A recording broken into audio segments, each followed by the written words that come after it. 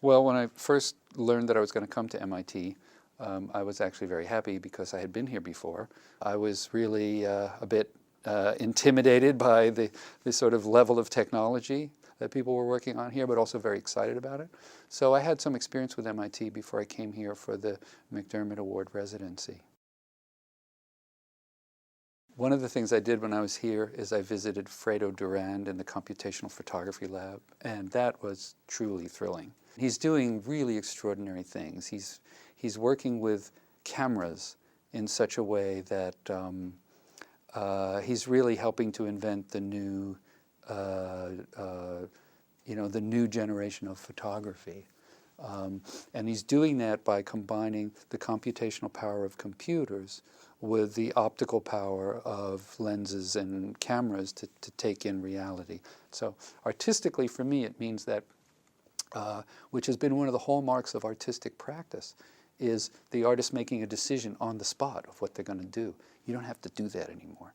You can literally have it all, have a perfect image in all aspects, and then you can work with that image. You can manipulate it, and you can make it be any one of a number of different stylistic choices which you had to invest in before and actually take the shot in that way. You were locked into just that way. So if you wanted to have 10 choices when you later to get the one you wanted, you had to shoot 10 separate things. So it's really amazing. He's brought it in. He's brought previously sort of fixed options into the realm of personal choice and personal preference. I also was really impressed when I visited Hiroshi Ishii's lab of tangible media. There was something so natural and affirming to me when I engaged some of the objects that he and his students have created in that laboratory, which are based on the tactile sense. And I think he's onto something really powerful, because in today's age, people feel, the average person, certainly not the people who work here and live with technology, the average person has a kind of a mistrust of technology. If you can't see it, if you can't touch it, they don't quite believe it, and they don't quite trust it because of the way we are constructed physiologically. And Hiroshi has kind of figured this out, that this is an essential thing. And when I was in the lab, it was interesting to see how little instruction I need to engage the physical objects he has there, which I could touch with my hand and manipulate with my hand. We're coming to the end of the optical age, in the sense that, what I mean by that is, during the Renaissance there was an incredible shift from medieval culture, which dealt with invisible realities, which is why they painted the sky gold in medieval pictures and not blue. They saw the blue sky like we did, but they painted it gold because the notion of God, the divine being, as the origin of everything, was much more real and powerful to them than the blue sky, which was just some physical thing. And so the spiritual dimension was more real.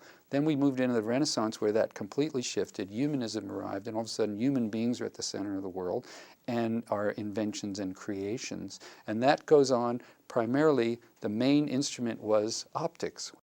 That lasted 600 years until the present moment. We are now not only facing a major ecological crisis in terms of global warming, we're not only facing right now a major economic crisis with the economic meltdown, but we're also at the end of an era where what the eye sees isn't necessarily the real thing. That reality has submerged to the level of a code, to the level of some inner information. It's embedded in things, and it's malleable.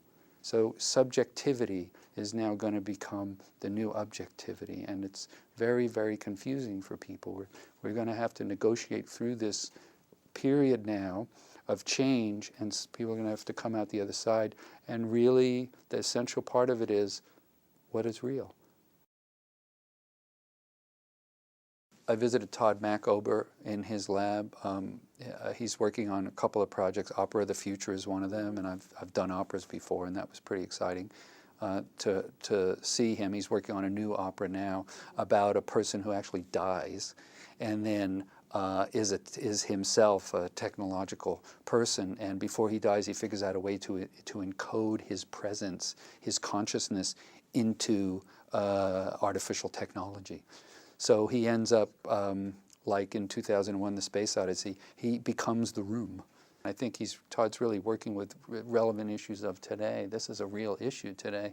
Every time you make a cell phone call, you're dealing with a disembodied presence.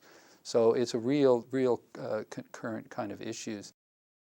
Obviously, I saw and was treated very kindly and with generosity by the people who I met here in the various labs. And I think a lot of that for me was exciting because I felt like I was seeing the future. Certainly these kinds of things will become the future. I mean, Todd Mackover, for example, told me that that game that's so popular now with the kids, my teenage boy included, Guitar Hero, came out of research originally done in his lab ultimately, and that is, I'm not talking here in any kind of economic terms, any kind of issues related to profits and your livelihood. I'm just talking about strictly culturally and artistically, that thing came out of this lab, came out of this way of thinking, and it's affected an entire generation of people.